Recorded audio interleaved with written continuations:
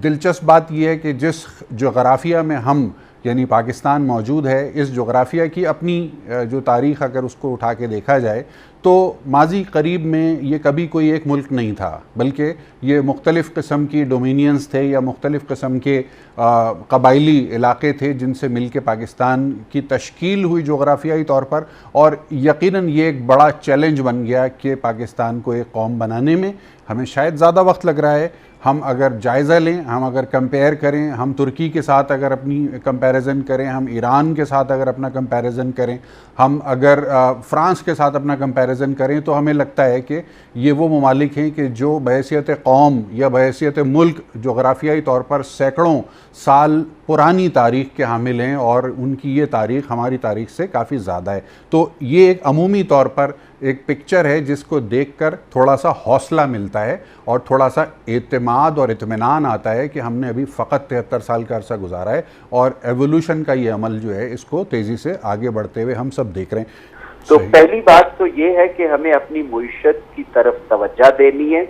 वो जो एक पैटर्न क्लाइंट रिलेशनशिप था कि सरकारी नौकरी ये वो, उन कन्वेंशनल सोचों से निकलकर हमें वेल्थ जनरेट करने वाले ऐसे जिससे रोजगार के मौके बने और रियासत को उसमें फैसिलिटेट करना चाहिए, हुकूमत को उसमें फैसिलिटेट करना चाहिए, रुकावट नहीं बनना चाहिए। दूसरा, हमारी पार्लियामेंट एक कमजोर फरीक है हमारे सियासी मंजरनामे में। उसकी हजारों वजूहात हो सकती हैं कि हमारी सियासी जमातें कमजोर हैं, हमें शायद वो ऐसे विजनरी लीडर्स नहीं नसीब हुए, लेकिन रॉ मटेरियल तो यही है।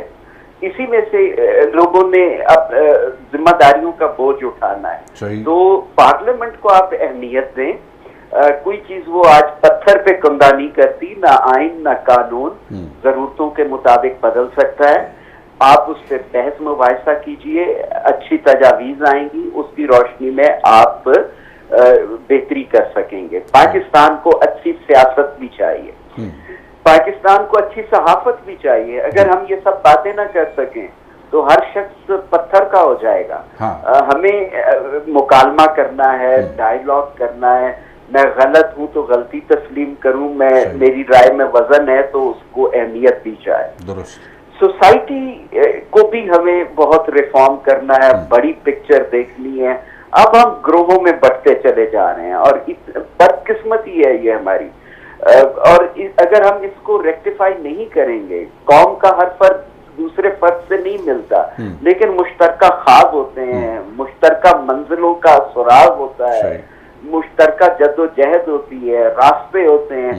जब हम वहां पहुंचते हैं तो मुश्तरका खुशियां होती हैं। तो मैं तो यही कहूंगा कि उम्मीद के कैनवस पे एक बड़ी तस्वीर बनाई है पाकिस्तान की, उसे अपनी तमाम हिम्मतों, सलाहियतों और जितने भी हुनर हैं उसके रंग भरिए और फिर शायद हम पाकिस्तान एक बेहतर पाकिस्तान बना सकें। बहुत खूबसूरत बात कही, हमारे साथ ही रहिएगा। सैयद मोहम्मद अली साहब सीनियर तज्जियाकार हमारे साथ मौजूद हैं।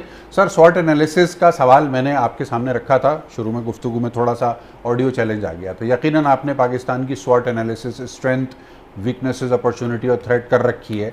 आज के पाकिस्तान में जो हम अब हैंडओवर कर रहे हैं नई नस्ल को, क्या अपॉर्चुनिटीज़ हैं जिनके ऊपर उनको फोकस करने का मशवरा और राय देंगे आप? एक वक्त ये था कि टीवी भी हराम था, और अब ये वक्त है कि ये स्क्रीन जो है ये जमीन पर गिर गई, लेकिन ये हर बच्चे के पास है।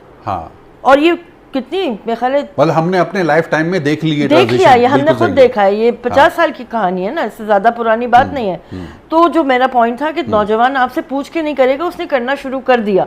आपको जो करना है उसके लिए रास्ते आसान बनाने, नौजवान के लिए रास्तों को आसान बनाने। सैयद मोहम्मद अली साहब, बिल आखिर आपके साथ मेरा राब्ता कायम हो गया है और मेरी आवाज़ भी आप तक पहुंच रही है। पाकिस्तान के नौजवान को हमें क्या मशवरा देना है, क्या गाइडलाइन देनी है, अगर वो हमारी बात सुनने के लिए तैयार हैं तो? देखिए जी, आपने जिस तरह शुरू में कहा वो बहुत सबसे इम्पोर्टेंट बात यह है कि हमारी रियासत और हमारी कौम इर्तिकाई मनाजिल तय कर रही है और मैच्योरिटी और सेल्फ कॉन्फिडेंस की तरफ बढ़ रही है, जो कि बहुत खुशाइंद अमल है। लेकिन मैंने जिस तरह पहले हवाला दिया कि हमें अपनी शनाख्त, तालीम और कौमी अहदाफ को मजबूत करना है। हमारी जो शनाख्त है उसमें तारीख की सेल्फ कॉन्शियसनेस भी झलकनी चाहिए और मुस्तकबिल के हवाले से एक एम्बिशन और सेल्फ कॉन्फिडेंस भी होना चाहिए। जबकि हमारा जो तालीमी निज़ाम है उसको 5 उसके ऑब्जेक्टिव्स होने चाहिए।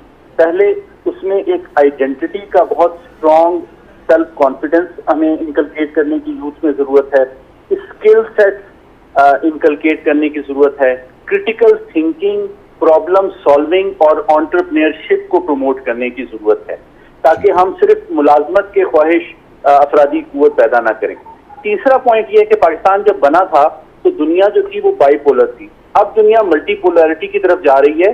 तो हमें अपनी खारजा पॉलिसी, सलामती की पॉलिसी और जो माशी पॉलिसी है वो एक ऐसे दौर के लिए तैयार करनी है जिसमें हमें मुख्तलिफ बड़ी ताकतों से और मुख्तलिफ बराज़मों से बैक वक्त अपने फायदे उठाने हैं, माशी मौके तलाश करने हैं, किसी बड़ी ताकत के लिए इस्तेमाल भी नहीं होना, लेकिन सबसे और किसी को अपनी फजा, जमीन और बेसिस इस्तेमाल करने की इजाजत नहीं देनी, जिसका हमने बहुत भारी कीमत पिछले 19 साल में अदा की है। पाकिस्तान का जो मफाद है उसको नंबर 1 तरजीह बना के रखना है और वही हमारी 2 नंबर तरजीह भी होनी चाहिए और वही हमारी 3 नंबर तरजीह भी होनी चाहिए। जफरुल्लाह खान साहब, पाकिस्तान के नौजवान को आज के मौके पर क्या पैगाम दीजिएगा?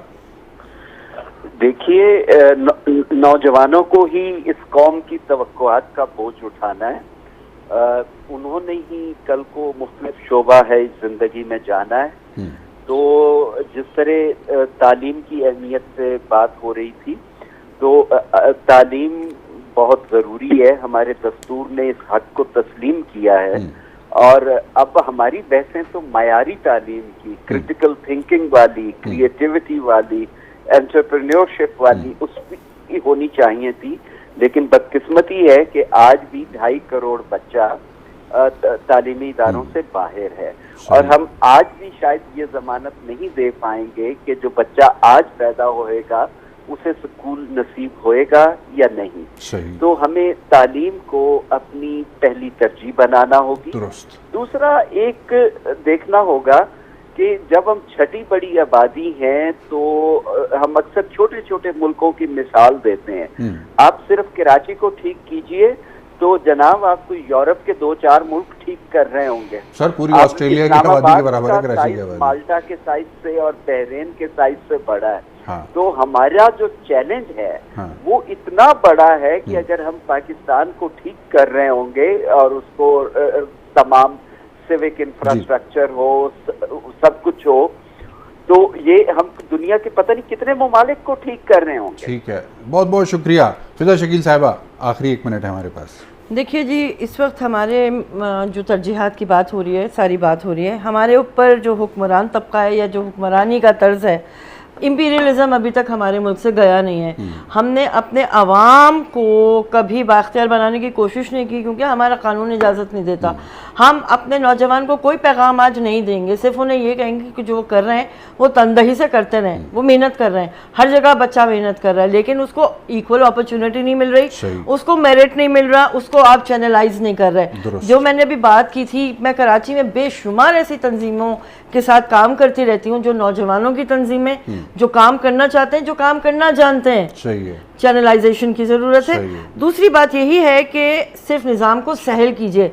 इस निज़ाम को जो बात हो रही है ना कि हम अभी तक अगर 5वीं या 6ठी बड़ी आबादी के हिसाब से बड़ा मुल्क है, क्योंकि पॉलिसीज हमारी जो हैं वो इंसान दोस्त, पाकिस्तानी दोस्त नहीं है। हमारी पॉलिसीज को इंसान दोस्त और पाकिस्तान दोस्त बनाया जाए, ये है वक्त की अहम